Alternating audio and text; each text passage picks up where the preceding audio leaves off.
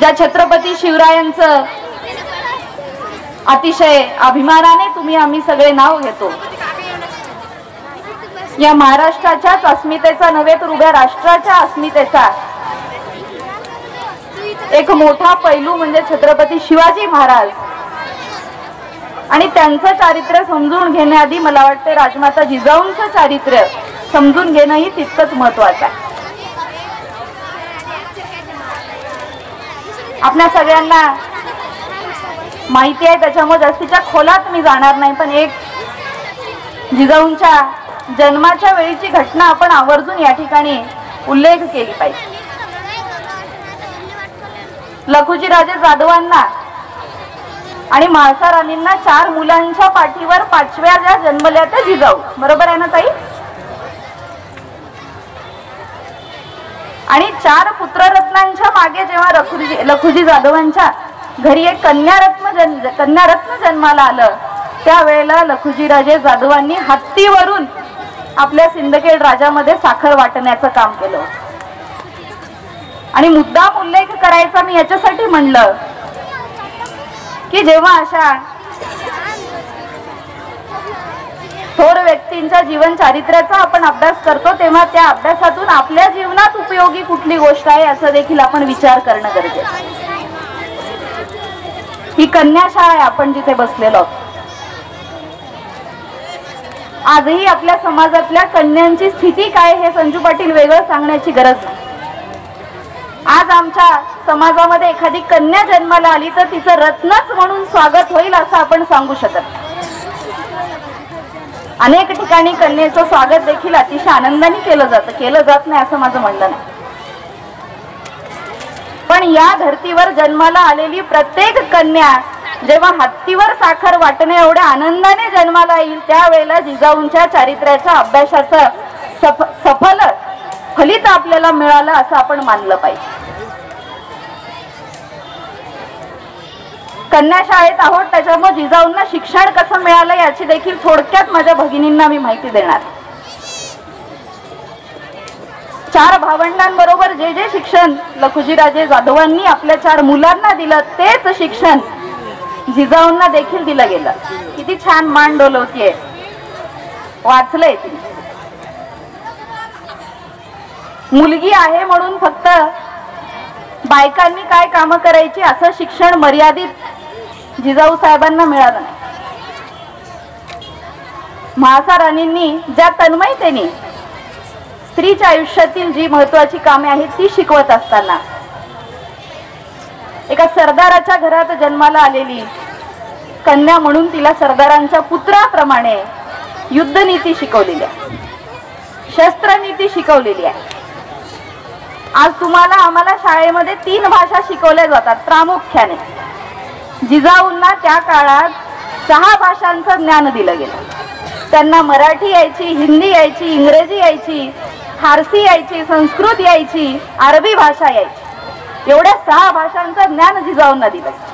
ज्या वेळेला अतिशय विजेसारख्या जिजाऊ तलवार चालवायच्या, लखुजीराजे जाधव त्यांना बघत राहायचे आणि म्हणायचे, काय रणचंडिका आहे माझी जिजा, कशी विजेसारखी तलवार चालव।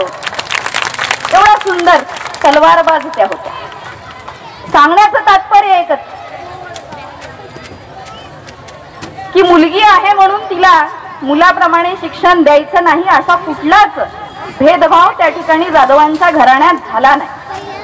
4 मुलांप्रमाणे जे शिक्षण अपेक्षित आहे ते जिजाऊंना दिलं गेलं आणि बालपणी त्यांना हे सगळं शिकवलं गेलं। त्यांच्यामध्ये समतेचा भाव रुजवण्यात आला आणि म्हणून त्या शिवरायांना देखील समतेचा संदेश देऊ शकल्या, समतेची शिकवणूक देऊ शकल्या। नुसतं शस्त्रनीती शिकवले म्हणून भागलं नाही, तत्वज्ञानाचं शिक्षण जिजाऊंना देण्यात आलं। जेवढे धर्म आपल्या देशामध्ये आहेत त्या सर्व धर्मग्रंथांचा अभ्यास जिजाऊंना देण्यात आला। गीतेचा अभ्यास त्यांनी केला, कुराणाचा अभ्यास त्यांनी केला, ख्रिश्चन धर्माचा देखील अभ्यास त्यांनी केला आणि मला वाटते कोळ्या वयात या सर्व धर्मग्रंथांचा अभ्यास केल्यामुळे या सर्व धर्मांचा सार एकच आहे प्रत्येक धर्मात माणसाने माणसावर प्रेम करावं, माणसाने सत्याच्याच शोधात आपलं जीवन घालवावं हे सार जिजाऊंना समजलं आणि म्हणून त्यांच्या अंगी आलेला सर्व धर्म समभाव ह्या शिवरायांच्या अंगीवळणी पाडायला जिजाऊंना फार कष्ट लागले नाही.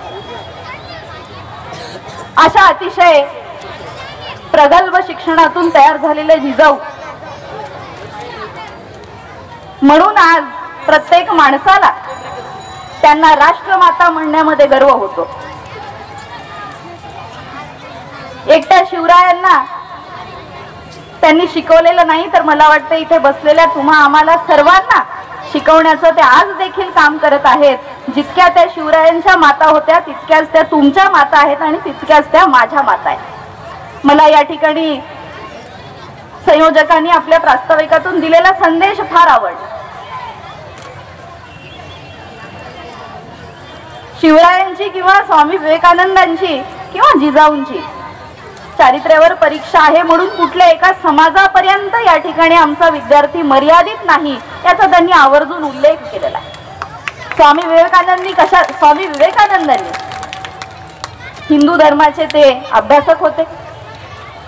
स्वामी रामकृष्णाचे ते विद्यार्थी होते आणि या देशातच नाही या जगाच्या पाठीवर हिंदू धर्माचा प्रचार त्यांनी केलेला आहे.